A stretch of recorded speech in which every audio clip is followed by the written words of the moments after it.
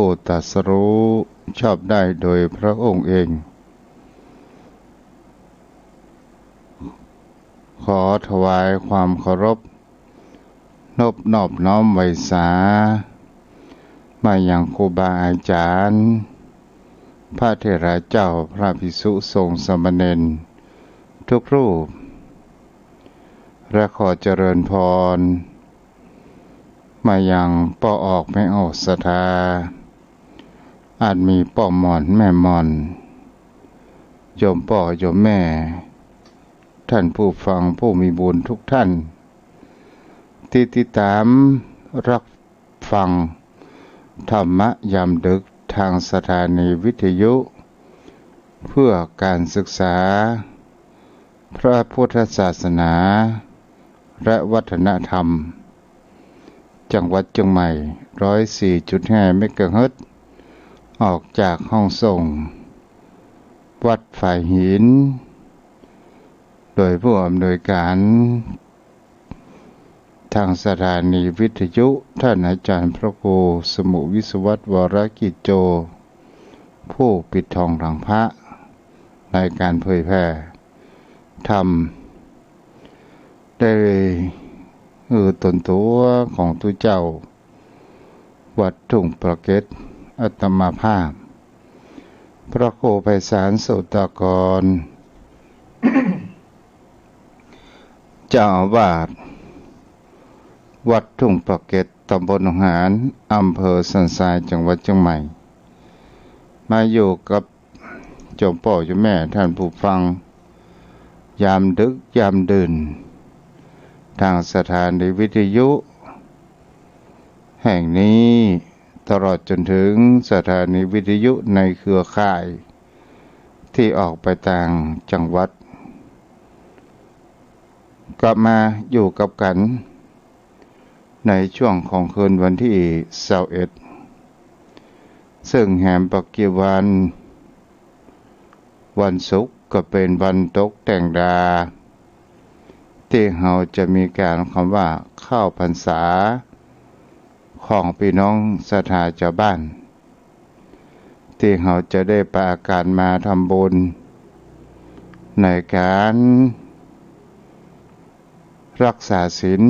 ฟังน้ำฟังธรรมตามประเพณีนิยมที่บรรพบุรุษของเรานั้นได้ทำแบบอย่างสืบกันมาคำว่าเข้าพรรษานั้นก็หมายถึงฤดูฝนที่3 เดือนที่จะอยู่เมื่อพระสงฆ์องค์ข้าเจ้าที่จรมาในการเผยแพร่ในช่วงฤดูออกพรรษาและมาถึงจนเข้าพรรษาเหตุแห่งการเข้าพรรษานั้นก็ว่าเพราะพระภิกษุสงฆ์ผู้เผยแผ่ธรรมเมื่อฤดูฝนบ่ได้หยุดยั้งก็เลยมีการสัญจรไปย่ำหรือว่าไปเหยียบคณาและทำให้คณาผุพังไปต่างๆเจ้าบ้านเจ้าจองก็ไปทูล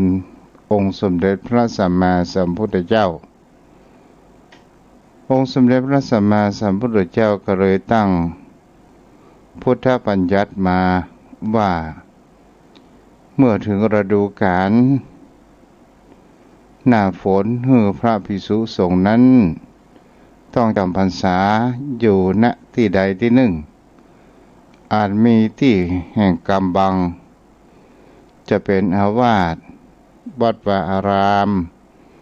หรือแห่งใดแห่งหนึ่งห้ามอยู่ในโคนต้นไม้ห้ามอยู่ที่มะหมีเกาะบางต่างๆและก็เลยอ่านว่าเมื่อการเข้าพรรษา พี่น้องศรัทธาชาวบ้านเอาก็ได้ปรารถนาเข้าพรรษาได้อาจิตอธิษฐานว่าในพรรษานี้เราจะเว้นแข่งคำว่าอบายมุขต่างๆจะเป็นการพนันจะเป็นการดื่มสุราจะเป็นการเที่ยวราตรีต่างๆบางท่านบางคนนั้นก็อธิษฐานว่าในพรรษานี้เราจะกินมังสวิรัติหรือจะกินเจหรือเราจะกินอาหารในเวลาเย็นเรียกว่าอุโบสถศีลโยมพ่อโยมแม่ก็เป็นสิ่งที่เรานั้นก็จะหันกันได้ที่หมู่เฮานั้นจะได้เข้าพรรษากันวันนี้ศรัทธาญาติโยมก็หันข่าวเกี่ยวกับโรคระบาดมันก็มีความทวีคูณขึ้นแต่ศรัทธาญาติโยมทั้งหลายเฮาอย่ามีความประมาท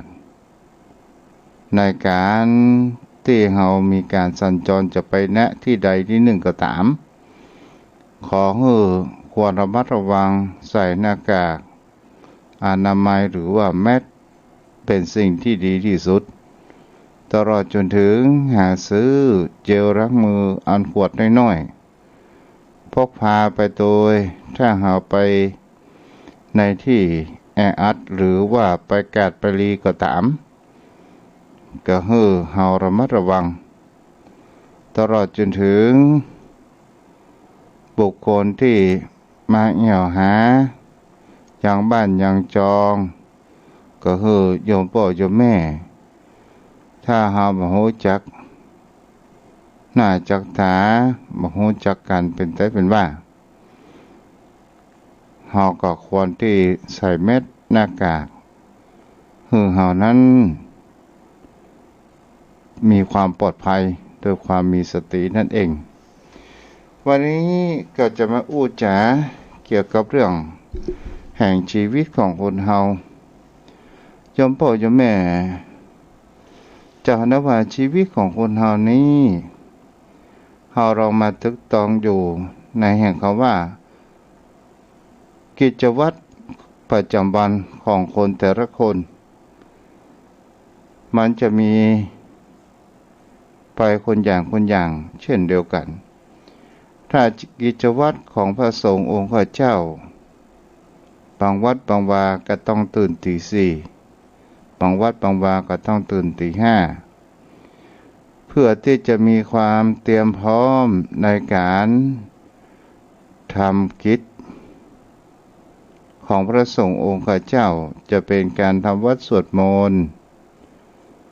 เสร็จเรียบร้อยก็เป็นการทำวัดสวดมนต์เจริญสมาธิภาวนาและออกบิณฑบาตใน6 โมงเช้าเป็นสิ่งที่คนเฮานั้นเกิดจังหันกันได้อันนี้คือชีวิตแห่งความเป็นประชิตตกเย็นมานั้นมันก็ต้องมีการสวดมนต์ทำวัดอยู่เช่นเดียวกัน ขออภัยเด้อโยมพ่อโยมแม่ก็เป็นสิ่งที่เราจะหันว่ากิจวัตรของพระสงฆ์องค์ข้าเจ้าและก็เป็นสิ่งที่เราก็จะหันได้ว่ากิจวัตรของศรัทธาชาวบ้านโยมพ่อโยมแม่ถ้าเราหนุ่มเราเป็นสาวอยู่ในช่วงวัยทำการทำงานเราก็จะต้องตื่นนอนตั้งแต่เช้าเพื่อที่เรานั้นจะต้องทำภารกิจส่วนตัวของเราแล้วก็มีการเตรียมที่จะออกไปทำการทำงานบางครั้งก็ได้กินข้าวบางครั้งก็ไม่ได้กินข้าวต้องออกเดินทางไปที่ทำการทำงานเมื่อทำงานเสร็จแล้วตกค่ำก็ปิกมาบ้านมาจองวนเวียนอยู่กันอย่างนี้อยู่ตลอดเวลาแต่ถ้าว่าวัยของคนเฮานั้นผ่านไปความจำเจซ้ำซาก ของคนเฮานั้นก็จะมีความเกิดขึ้นอย่างเช่นเป็นวัยผู้สูงอายุวัยของโยมพ่อโยมแม่เฮาก็จะมีการจะหันได้ว่าลูกบ่ฮื้อทำการทำงานหนักเฮาตื่นเช้ามาเฮาล้างหน้าล้างตาแปรงฟันทำธุระส่วนตัวเสร็จแล้วเฮาก็จะต้องมีคำว่ารับประทานอาหารเช้าพอเวลาใกล้เที่ยงเฮาก็กินข้าวเที่ยงพอตกเย็นเฮากินข้าวเย็นเมื่อกินข้าวเย็นเสร็จแล้วถ้าเฮาทำภารกิจส่วนตัวเสร็จแล้วเฮาก็นอนหลับนั่งดูฟังข่าวอย่างนี้อยู่รอบแล้วรอบเล่านี่ก็คือชีวิตที่เฮาหันว่ามันมีความจำเจตลอดจนถึงอาตมาภาพโยมพ่อโยมแม่ก็หันได้ว่าวิถีชีวิตแห่งความว่าพระนักเผยแผ่ก็จะต้องมาตามเวลาทุกวันพุธ4 ทุ่มถึง5 ทุ่มเป็นประจำอยู่เสมอสิ่งเหล่านี้เราจะเห็นได้ว่ามันเป็นความจำเจแต่ความจำเจนั้นมันก็เกิดแห่งความเบื่อหน่ายถ้าเราอู้ถามว่าในความจำเจและความเบื่อหน่ายนั้นเป็นสิ่งที่คนเฮานั้นเกิดความท้อแท้อย่างใดอย่างหนึ่งก็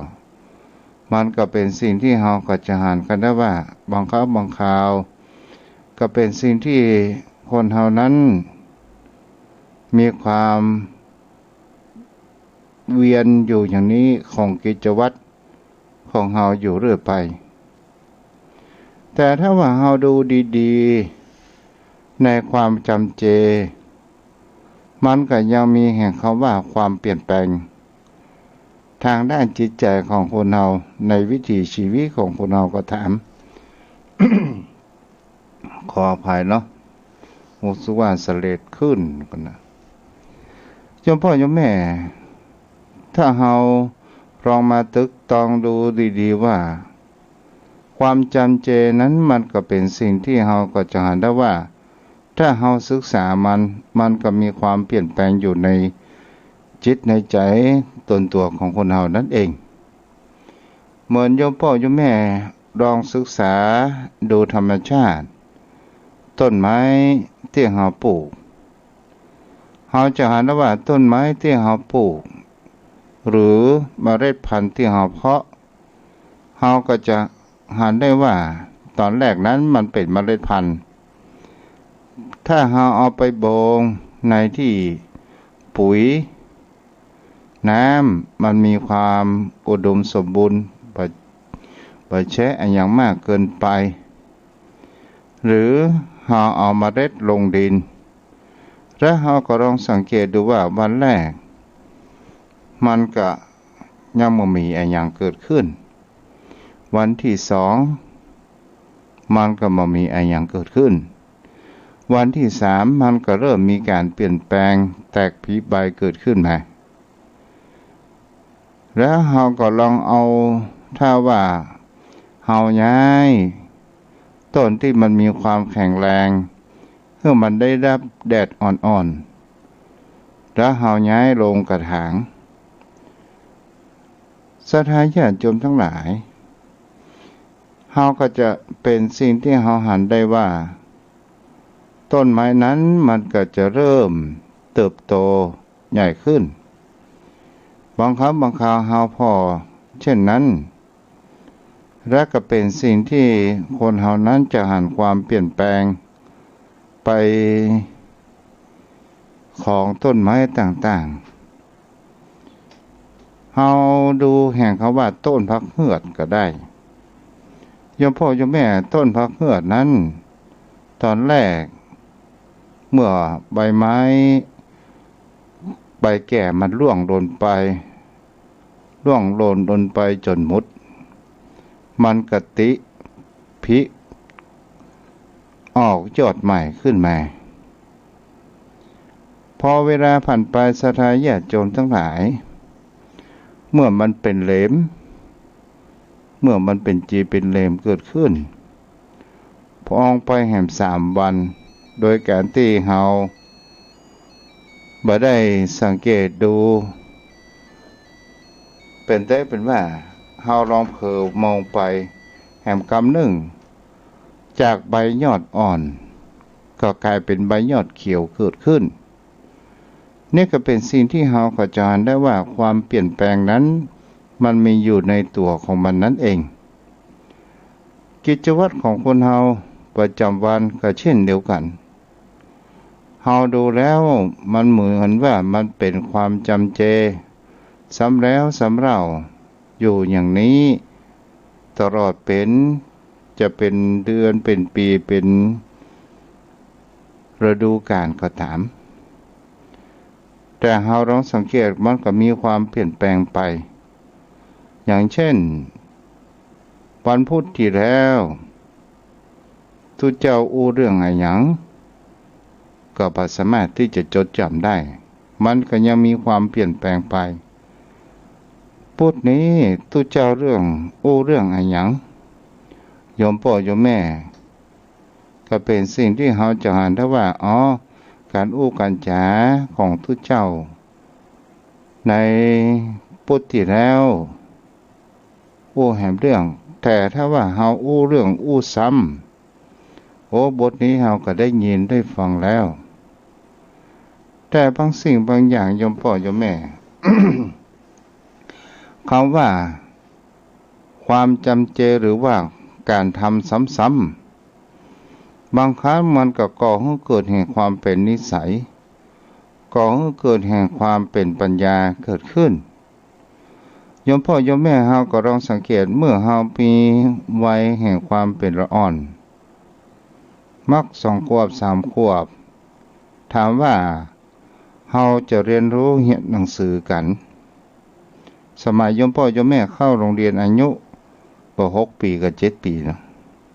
แล้วก็เป็นสิ่งที่เราจะเห็นได้ว่าการ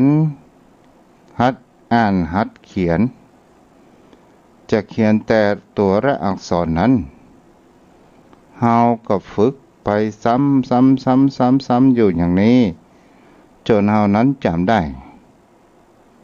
ตลอดจนถึงเป็นสิ่งที่เฮาจะหันแห่งประการหนึ่งว่าบางครั้งบางคราวคุณครูเฮานั้นก็จะฮือท่องอย่างเช่นสมัยโยมพ่อโยมแม่จะจดจำในคำว่าหน้าที่พลเมืองเกิดขึ้นและสิ่งเหล่านี้ศรัทธาญาติโยมทั้งหลายคำว่าสิ่งที่มันเป็นความซ้ำๆมันก็ยังมีความเปลี่ยนแปลงอยู่ในตัวของมันนั่นเองเหมือน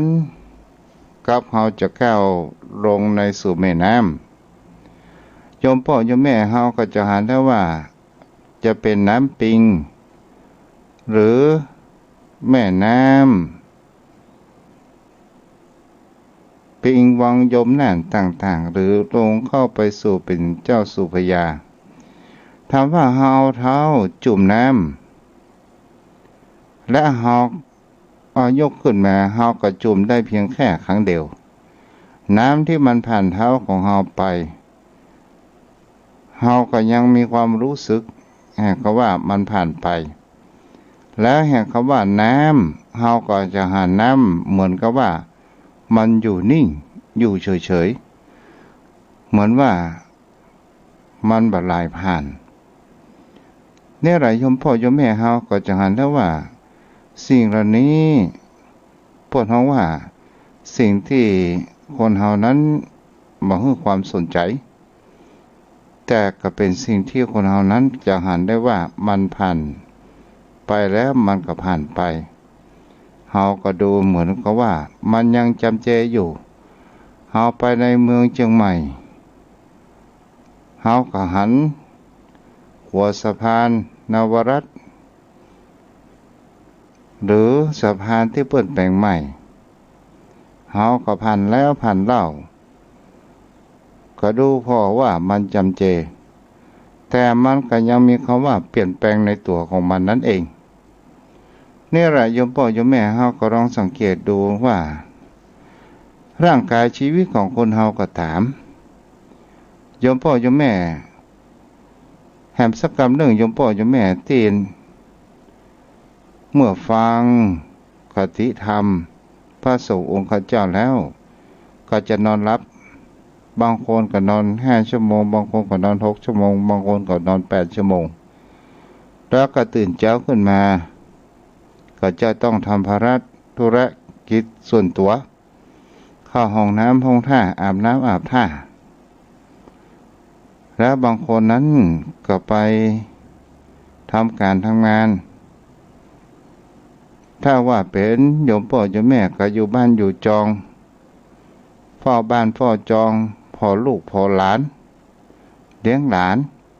บางท่านบางคนก็มามีไผอยู่ตัวคนเดียวอย่างนี้ก็เป็นสิ่งที่คนเหล่านั้นหันได้ว่าความจำเจแต่บางครั้ง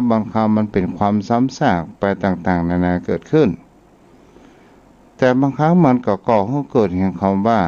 ปัญญาให้คนเหล่านั้นได้เช่นเดียวกันอย่างกับโยมพ่อโยมแม่เฮาทำไหว้พระสวดมนต์แผ่เมตตาเช้าเย็นอยู่อย่างนี้อยู่ตลอดเวลาและก็เป็นสิ่งที่เฮาก็จะหากันได้ว่ามันซ้ำๆซักๆอยู่แต่มันก็ยังมีความเปลี่ยนแปลงอยู่ในตัวเมื่อเฮาไหว้พระสวดมนต์ใหม่ๆเฮาก็มีความตะกุตะกะเกิดขึ้นเฮาไหว้พระมันไปทุกวันเฮาก็จะเริ่มมีคำว่าศีลจำและมีปัญญาเกิดขึ้นและเฮาได้แผ่เมตตาเกิดขึ้นและก็เป็นสิ่งที่เฮาจะหันได้ว่าเฮามีความรักต่อเพื่อนมนุษย์ต่อสัตว์ร่วมโลกเกิดแก่เจ็บตายเช่นเดียวกันและก็ก่อให้เกิดแห่งการเรียนรู้พรหมปัญญาของเฮานั้นเกิดขึ้น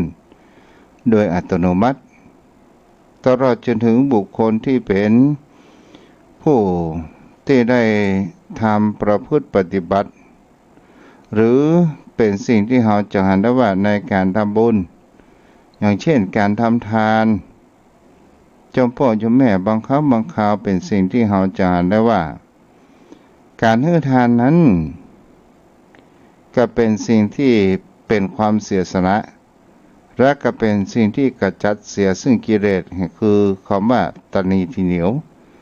นั้นออกจากจิตจากใจของเฮาก็หมายถึงคำว่า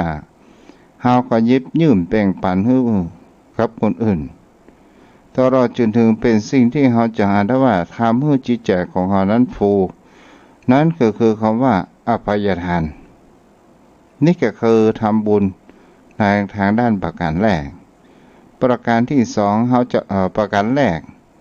เมื่อเฮากำลังฝึกทำโยมพ่อโยมแม่ก็จะหาได้ว่าตอนแรกๆนั้นมันก็มีความยังมีความตณีอยู่ยังมีความหึงหวงมีความห่วงอยู่พอเวลาเฮาทำซ้ำๆซากๆทำซ้ำๆไปมันก็ก่อให้เกิดแห่งเขาว่าการกระจัดเสียซึ่งความตณีที่เหนียวออกจากจิตจากใจของเรานั้นไปโดยอัตโนมัติตลอดจนถึงบุคคลที่ประพฤติศีลคำว่าศีลนี้เป็นเรื่องแห่งคำว่าปกติศีลมีเป็นของขันธรสก็คือมีความว่ากลิ่นหอมเกิดขึ้นโยมพ่อโยมแม่ก็เป็นสิ่งที่เราจะหันแหมประการหนึ่งว่ากลิ่นแห่งศีลนั้นมันหอมและมีการทวนกระแสลมคำว่าหอมในที่นี้บุคคลใดเป็นคนที่มีศีลมีธรรมรักษาศีลอยู่เสมอจะเป็นที่เคารพและนับถือบุคคลผู้ทั่วไปที่ได้พบเห็นและมีความสนทนาธรรมกันเกิดขึ้นนี่ก็คือ สิ่งที่เราจะหันได้ว่าบุคคลบางท่านบางคนนั้นว่าศีลรักษายากถ้าเราทำซ้ำๆโจบ่อยครั้งเราจะหันว่ามันก็เป็นของง่ายเกิดขึ้นนั่นเองตลอดจนถึงแห่งคำว่าอันที่สูงที่สุดก็คือการประพฤติปฏิบัติก็คือภาวนาเจริญสมาธิหรือว่าที่ภาษาพระว่าวิปัสสนาถ้าเฮาฝึกวิปัสสนาโยมพ่อโยมแม่เฮาก็ลองสังเกตดูว่าเมื่อเฮายังทำภารกิจในแต่ละวันนั้นเฮาจะหันแห่งความว่าจิตของคนเฮานั้นมันวิ่งไปจับสิ่งนั้นสิ่งนี้จนมันมีเวลากับตัวของมันเองและก็เป็นสิ่งที่เราจะหันกันได้ว่าเมื่อเราประพฤติปฏิบัติธรรมเจริญสมาธิวิปัสสนาเราจะหันได้ว่าจิตใจของคนเรานั้นมันก็เริ่มมีความสงบนิ่งและมันก็จะมีการเรียนรู้ว่าอย่างเป็นอย่างในชีวิตที่เกิดขึ้นโยมพ่อโยมแม่เฮาก็ลองมาดึกตองดูสังเกตว่าถ้าว่าคนเฮาได้ยินคำว่าประพฤติปฏิบัติธรรมจะได้ว่าจิตใจมันก็จะมีการต่อต้านแต่ถ้าว่าเฮาทำซ้ำๆมันและก็จะทำเมื่อเฮานั้นเข้าใจแห่งคำว่าสัจธรรมแห่งชีวิตและก็เป็นสิ่งที่เฮาหันได้ว่าเฮาจะอยู่กับจิตใจของเฮานั่นเองเมื่อจิตใจสงบนิ่งเป็นสมาธิและมีจิตใจแห่งความตั้งมั่นและปัญญาของคนเฮานั้นมันก็จะเกิดขึ้นแถมประการหนึ่งก็คือเป็นการชำระขัดสีชวีวันแห่งจิตแห่งใจอันที่มันเป็นความสกปรกออกจากจิตจากใจของเฮาโดยการที่เฮาใช้พระธรรมขององค์สมเด็จพระสัมมาสัมพุทธเจ้าที่มันเป็นน้ำธรรมและเฮาประพฤติปฏิบัติจะเป็นสายยุบหนอพองหนอหรือว่าดูลมหายใจแต่ถึงคำว่าแห่งคำว่าทำซ้ำๆโยมพ่อโยมแม่เฮาเรามาสังเกตดูในสิ่งที่คนเฮานั้นบ่เคยตึกตองบ่เคยหันอย่างเช่นลมหายใจโยมพ่อโยมแม่เฮาก็ลองดูลมหายใจถ้าว่าเฮาบ่มีสติในการดูลมหายใจของเฮาเนี่ยให้เฮาหายใจเข้าสักกี่ครั้งออกสักกี่ครั้งและก็เป็นสิ่งที่เฮาจะหันสังเกตได้ว่าลมหายใจนั้นเป็นสิ่งที่เป็นธาตุที่สำคัญที่สุดในชีวิตของเฮานั้นก็ว่าได้พอดูลมหายใจของเฮาถ้าเฮาหายใจออกด้านเดียวและเฮาหายใจเข้าบ่ได้มันก็ถ่าย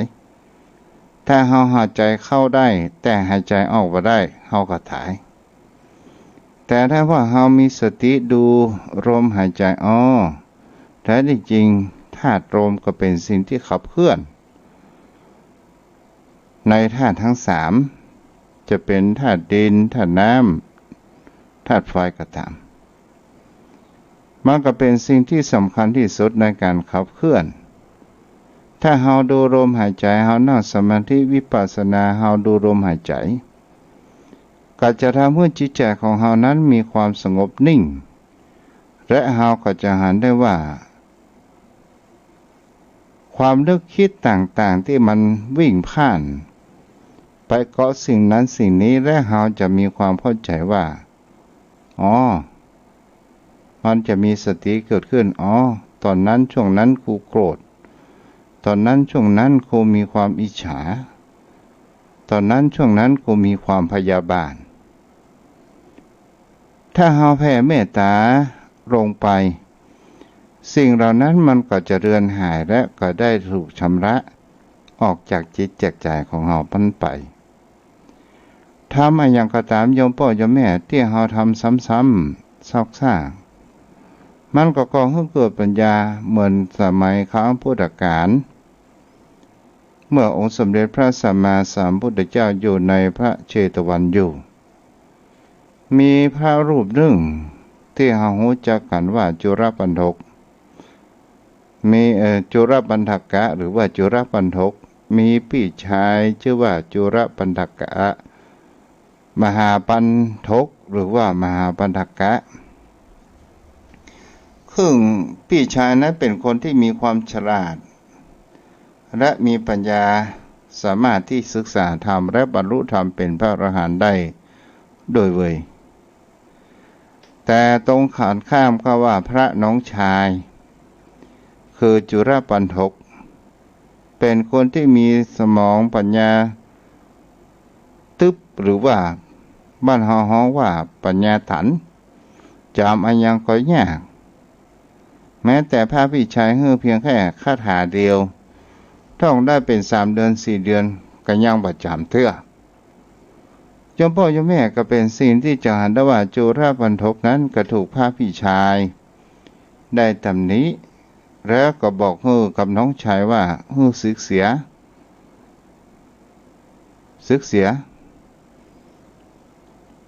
ท่องอะไรยังก็ประจ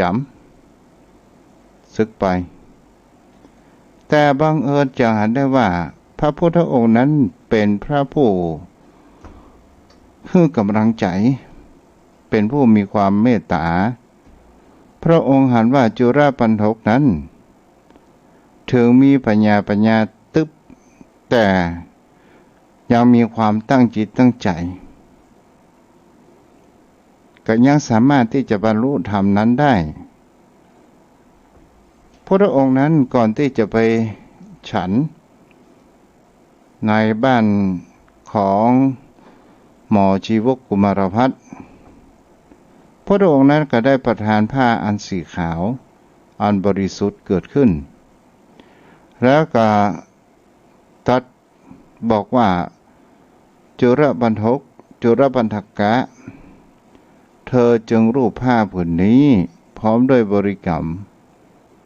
ว่าระโชหารนังระโชหารนังระโชหารนังโดยการที่เอามือรูปผ้าสีขาวโยมพ่อโยมแม่ผ้าสีขาวนั้นเฮาก็จะเห็นได้ว่ามันก็เป็นสีขาวจุลปันถกนั้นก็ได้รูปไปอย่างนั้นโดยการที่มหูว่าอันยังเป็นอันยังก็เอาตามที่พระพุทธองค์บอกพระโชหารนังระโชหารนังรูปผ้าอยู่ไปเรื่อยๆทำซ้ำๆอยู่อย่างนั้นบังเอิญก็เห็นว่าจากผ้าสีขาวก็เริ่มจะมีความว่าค้ำเปื้อนฝุ่น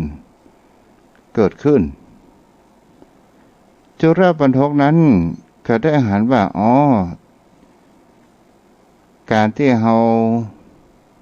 เมื่อตะกี้มันเป็นผ้าสีขาวนี้มันก็จะเริ่มค้ำเริ่มดำไปจิตใจของคนเราก็เช่นเดียวกันนี่จิตใจของคนเรานี้มันก็มีกิเลสตัณหาต่างๆมารุมเร้าฉะนั้นก็เป็นสิ่งที่จะเห็นได้ว่าจุลปันถกก็ได้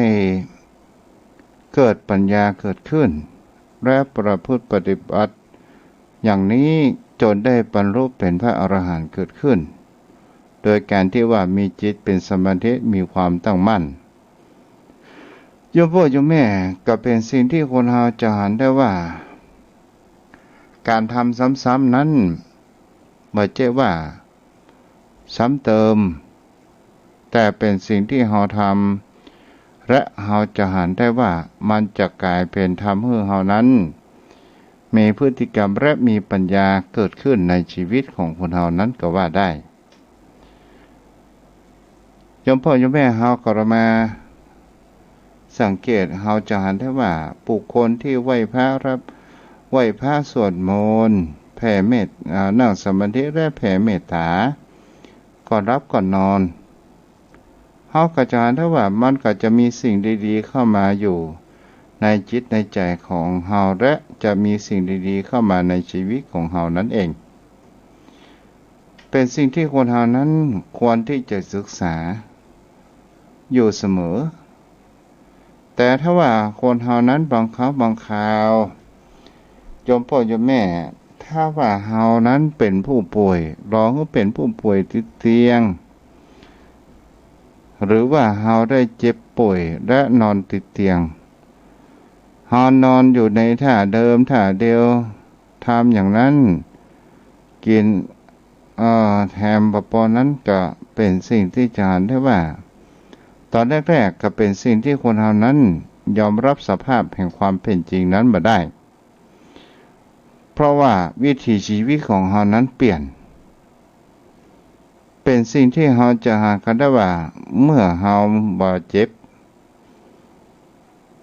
บใครได้ป่วยเฮาก็ยังมีการเดินเหินเฮาทำการทำงานนั้นได้อยู่แต่เมื่อเกิดแห่งขังคำว่าเจ็บป่วยเกิดขึ้นกายอย่างเช่นบุคคลที่เป็นโรคอย่างใดอย่างหนึ่งอย่างเช่นโรคเบาหวานตัดแข้งตัดขาเอาออกไปในการที่เฮาบ่ได้คุมอาหารบางครั้งบางคราวก็เป็นสิ่งที่เฮาจะเห็นได้ว่าเป็นผู้ป่วยติดเตียงถ้าว่าผู้ป่วยติดเตียง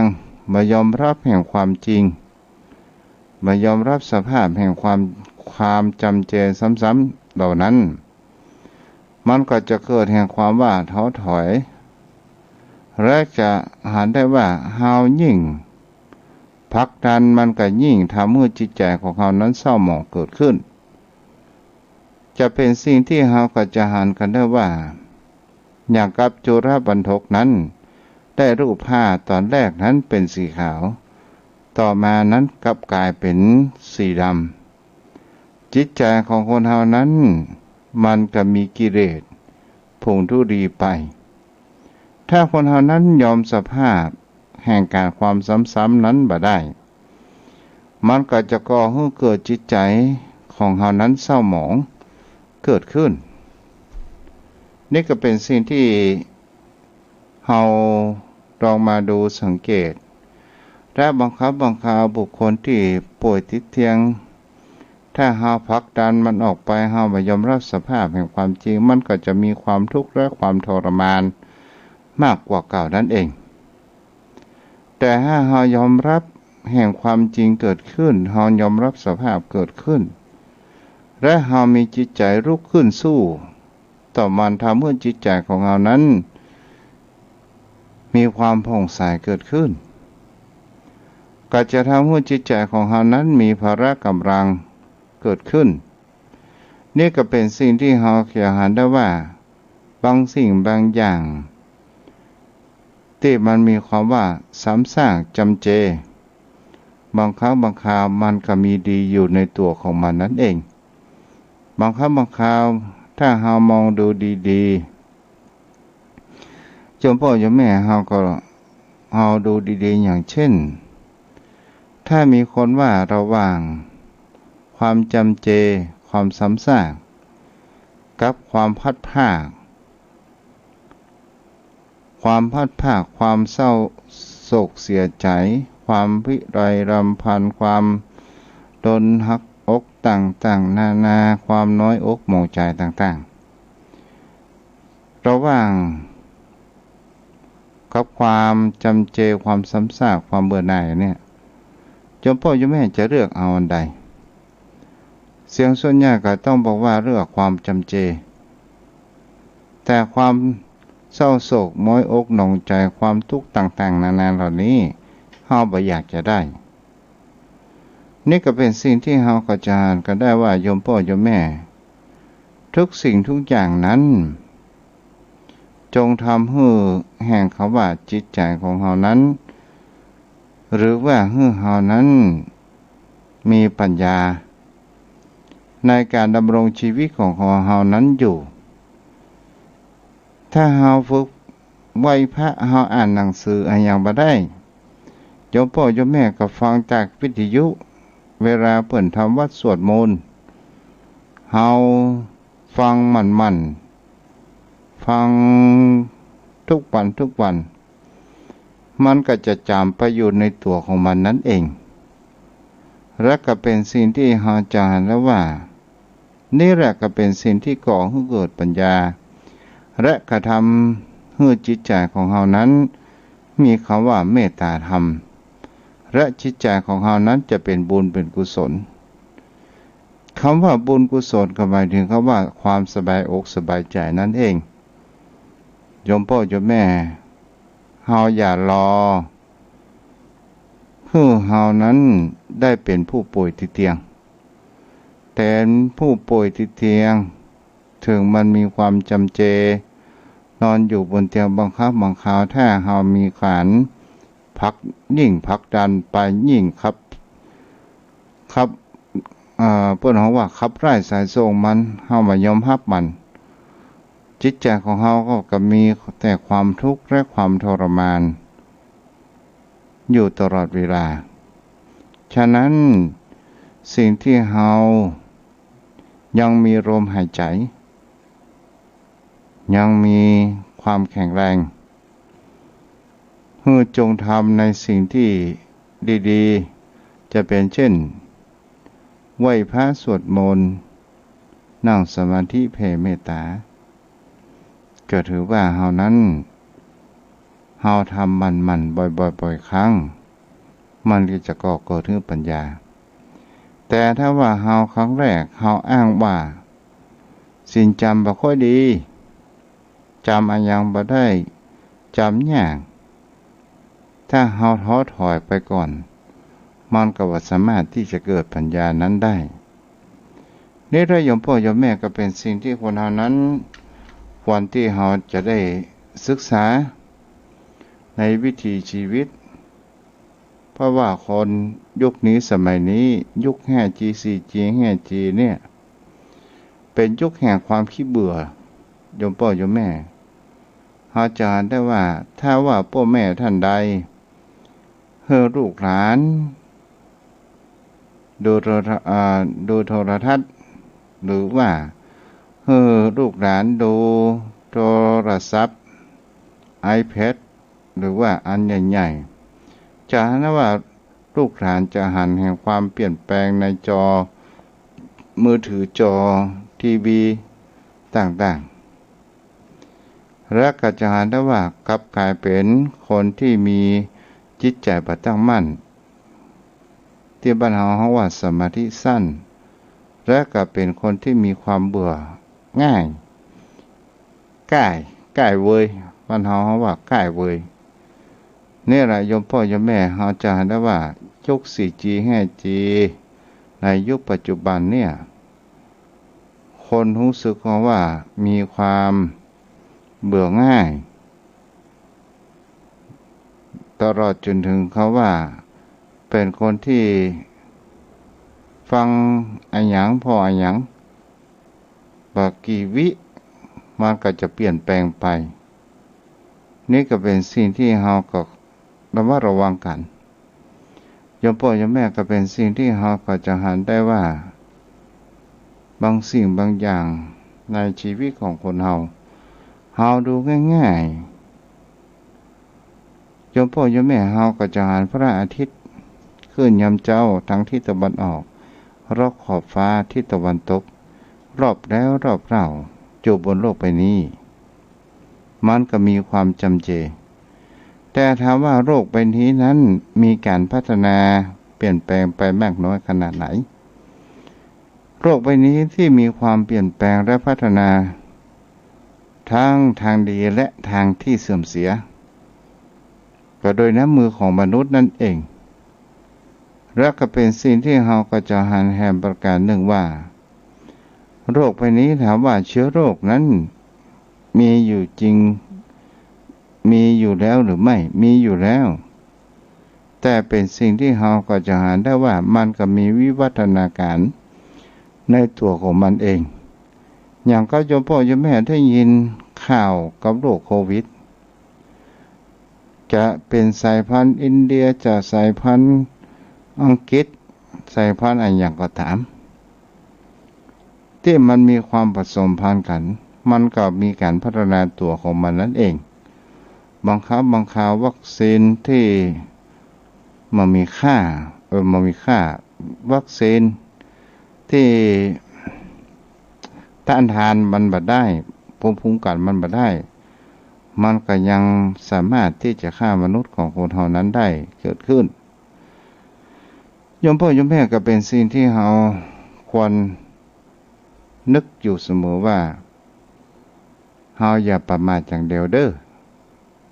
จงมีสติอยู่เสมอเนาะเอาละโยมพ่อโยมแม่อู้ไปก็จะเมินไปตอนนี้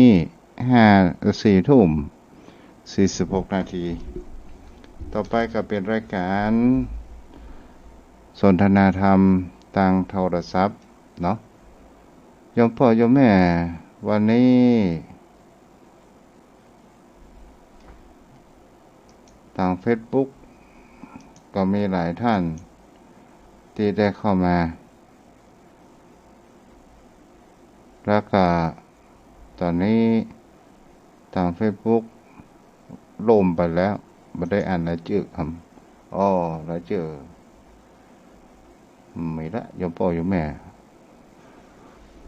ทางเน็ตล่มไปเนาะเอาละที่อยู่ทางบ้านใครจะอู้จะจ๋ากับตุเจ้าพ่องก็สามารถที่เจริญพรเชิญโทรเข้ามาได้เด้ออนุโมทนาที่ติดตามทาง Facebook เนาะตุเจ้าไปกดใส่หย่ำหูรายชื่อล่มไปโทรเข้ามาได้063-163-9950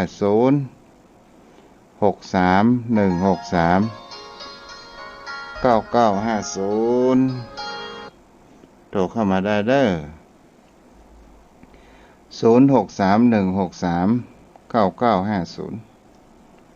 063-163-9950เจริญพ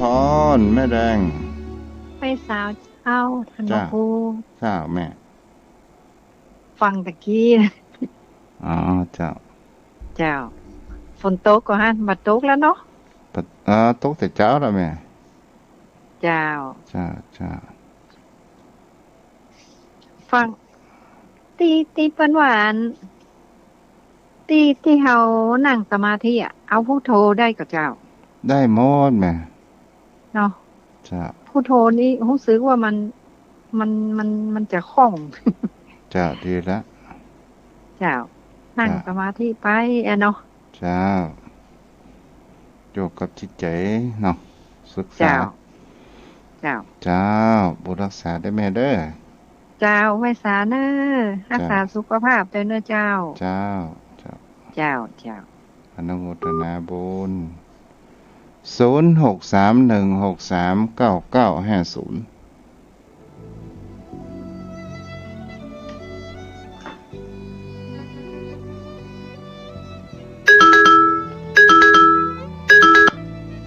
เจริญพรแม่นมัสการเจ้าเจริญพรแม่บัวบุญเจ้าขาวดำมีหำละไว้วันแม่แก่หลวง อันนี้เปิดประเทศตายเป็นโควิดเปิดปิ่นมะเร็งมาเมินนั่นน่ะแล้วก็อันตีว่าอันโซอันอย่างน่ะตีว่าอันอย่างก็ตีว่าตะกี้ตีว่าผ้าขาวน่ะอย่างก็ตีว่าราชโชหารนังราชโชหารนังรัชนังสารนังนาทีนะหมายความว่าอย่างน่ะราชโชหารนังราชังหารติถ้าไปเพียววัดเพียววาเปิดท่องกำนี้ก็คือเปิ่นท่องกำนี้เป็นคาถาคนเราถือว่าเป็นคาถาป้องกันให้สัตว์สิ่งหิ่งห้อยอย่างแน่แม่แต่ที่จริงก็ที่พระพุทธเจ้ากับจุลบรรทกได้ท่องเนี่ยก็คือว่า ทำซ้ำเนี่ยมันก็เหมือนกับว่าผ้าขาวผงธุลีกับกลายเป็นเพื่อนฝุ่นเหมือนกับว่ากิเลสเกาะขึ้นเรื่อยๆเอกะฝุ่นมันเกาะขึ้นท่าเรื่อยๆถ้ามีก็ถามบทที่ว่ากะติสีกินกะระนะอาหารปิตังชนามินั่นหรอกิงคเตสินี่มันก็เป็นสมัยตุก็จำบ่เขาได้นะว่าเพิ่นจะไปทางใดนะเป็นคาถาอีกอันนั้นน่ะจ้ะก็เป็นคาถาเหมือนกันแม่แต่มันเป็นที่พระพุทธเจ้ากิงคเตสินี่มันอยู่ในเรื่องอะไรอย่างทุกเจ้าก็ลืมไปแล้วแม่ก็นะแม่ก็ให้ลืมไปแล้วนะก็ฟังทุกเจ้าบรรเทศนั้นไม่ก็จำไว้นะจ้ะก็พอฟังแล้วไม่ก็จำฟังเพิ่นน่ะก็เอาว่ามันดีไปอย่างรุ่นโควิดนี่มันจะจำแม่นเฮ้ยเพิ่นว่าอย่างไรน่ะแม่ให้กำลังใจนะเจ้าสาธุเจ้าคนรักษาโทรเข้ามาได้เนาะ0631639950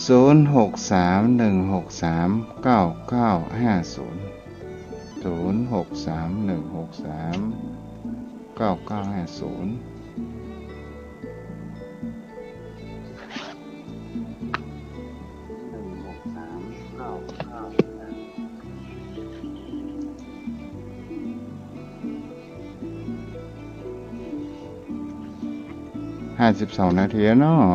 ป้อนานสายันฟังอยู่ก่อ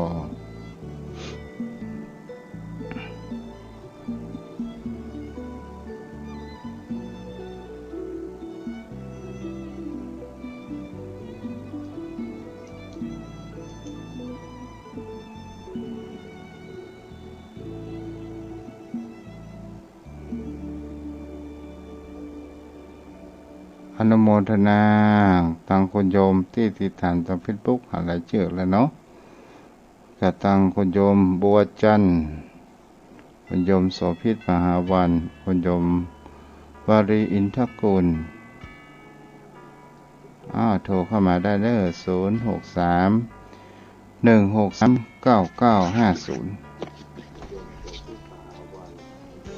ให้ไปได้วางกันเลยแม่บุญมาได้วางโทรศัพท์พ่อนานสัญญาณโทรเข้ามาได้เด้อขออภัยมาได้วางโทรศัพท์ของแม่บุญครับจะเข้ามาเลยพ่อนานเจริญพรครับขอแต่ใจไวสาครับท่านเจ้าอันนั้นกิงกรณาคเตสิกิงกรณาแล้วก็ทากันโจรไม่ใช่ครับให้แม่ละก็ทุกเจ้าครับที่มันผู้เจ้าท่องจนขึ้นใจท่องแล้วทีนี้โจรอย่าเข้าบ้านแกบ่เจ้ฮู้ว่าโจรเข้าบ้านคือท่องนี่เป็นอาจินกิงกรณาคเตสิกิงกรณามันแปลว่าถ้าทำอะไรอยู่หยุดทำอะไรอยู่จงออกไปครับแล้วก็โจรมันเข้าบ้านมาไม่ได้ยินมันก็เลยหนีไปครับได้ยินว่าจะอั้นนะครับท่านพระคุณเจ้าเรื่องมันเป็นคาถาเนาะจริงถ้ามันแปลมันก็ดูเหมือนเฉยๆครับมันเป็นคำแปลมันก็บ่ถือว่าศักดิ์สิทธิ์อย่างแต่ว่ามันแปลไปแล้วตามความหมายของมันเท่าปฏิบัติได้ก็ตามความหมายของมันนะท่านพระคุณเจ้าถ้าคนที่รู้ภาษาบาลีแปลแล้วเขาว่าบ่ค่อยศักดิ์สิทธิ์นี่มันใช่บ่ค่อยศักดิ์สิทธิ์น่าอันสมมาเถอะท่านเจ้าที่เปิ้นเป็นปรริญญาธรรมน่ะครูบาอาจารย์เปิ้นบ่ค่อยฮือคาถาข้อหอกเปิ้นไปแปลหมดเอาไปแปลแล้วมันถือเป็นธรรมดาอย่างสิโยอังโยนาหิสนังสมาหิสนังสมิงสุความจริงมันเป็นไวยากรณ์แต่มันเป็นคาถาเป่า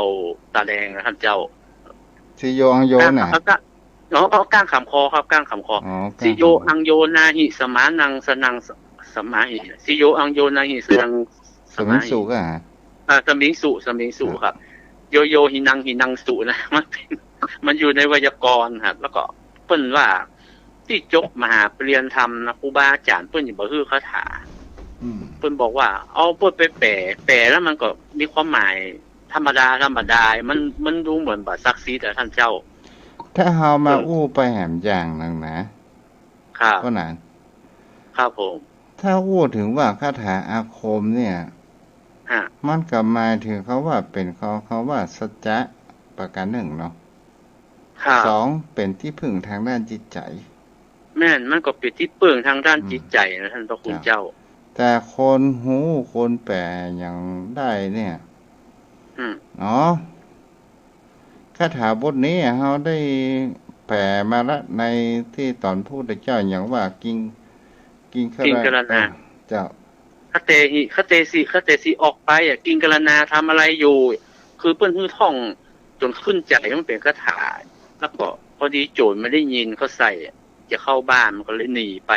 ก็เลยเป็นคาถากันโจรจริงคนที่ท่องแล้วเปิ้นบ่ใจฮู้ว่าโจรมาแต่มันคล้ายๆแบบเพ้อฟังเพ้อกั่งแล้วก็ท่องอยู่ในใจมันท่องจนขึ้นใจแล้วครับเจ้าอย่างกับว่าราชโชหาระนังเนี่ยเหมือนกับว่าป้องกันสัตว์สิ่งหิ้งห้อยไปจังได๋เนาะการสันติครับที่จริงก็ยังท่านเจ้าว่านะอันมหาปันโทกที่มีพญาปึกที่พุทธเจ้าท่องไปตลอดนะครับจ้าภาพเพิ่นฟูนบ่ได้เด้อแม่นมันก็เป็นเพียงภาพเพื่อนฟูนถ้าคนที่เปิ้นบ่ใช่ว่าเปิ้นบ่ฮู้บ่ใช่ไปประมาทความรู้ถ้าเปิ้นบ่ได้ฮู้ความหมายคือเปิ้นถือว่ามันศักดิ์สิทธิ์เนี่ยครับก็เลยเป็นคาถาป้องกันพิษภัยมาเป่าจะเข็บแมงป่องอย่างเงี้ยท่านเจ้าอย่างกับคำที่มันเป็นคาถาที่เป็นคำหะคำถอยอ๋อใช่ๆมีครับมันปัญญาใครโอ้มันออกอากาศแม่นครับใช่ๆก็มีหลายบทท่านพระเจ้าท่านพระคุณเจ้ามีหลายบทครับแต่ว่าเราลองศึกษามันก็เป็นคำว่าสัจจะนะเฮาจะเห็นได้ว่าบุคคลผู้มีศีลมีสัจจะจะทำมันอย่างสำเร็จหมดนะมันใจนะท่านพระคุณเจ้ามันอยู่ที่สัจจะของคนถ้ามันมีสัจจะอย่างน้อยมันก็แก้วขาดไปอ่ะท่านพระคุณเจ้าแม่นเพราะว่าถือว่าสัจจะของเพิ่นมีครับเพิ่นมีความตั้งใจแล้วเพิ่นคล้ายๆแบบอธิษฐานไว้เพิ่นจะมาทำสิ่งนี้เพิ่นถือเป็นสัจจะนี่มันชนะไปทุกอย่างนะเนาะครับเหมือนกับมันมีคนคาถาที่เพิ่นถือคาถาไปถือสัจจะอย่างหนึ่งเมื่อกี้เข้าบ้านโซบเนี่ยครับเพิ่นก็จะถือไปจนเพิ่นเสี่ยงบุญเพิ่นที่เพิ่นถือคาถานะท่านเจ้าบางคนพวกก็บ่กินแกงฟักปังเนี่ยที่จริงเฮาอู้ไปมันแบบมันบ่ใช่เกี่ยวกันคนละเรื่องเลยอย่างจ้ะบนพวกเฮามาอู้กันต่อเด้อปะนั้นครับผมหมดเวลาเนาะครับขอแต้ใต้ไว้สาบารมีธรรมท่านเจ้านะครับกราบไว้สาครับโยมพ่อโยมแม่นอนรับฝันดีเด้อราตรีสวัสดิ์พรุ่งนี้ตอนเย็นกลับมาฟังกันใหม่เนาะบุญกินบุญทานรักษาคุณของพระพุทธคุณของพระธรรมคุณของพระสงฆ์ปกปักรักษานอนรับพันดีราตรีสวัสดิ์เจริญพร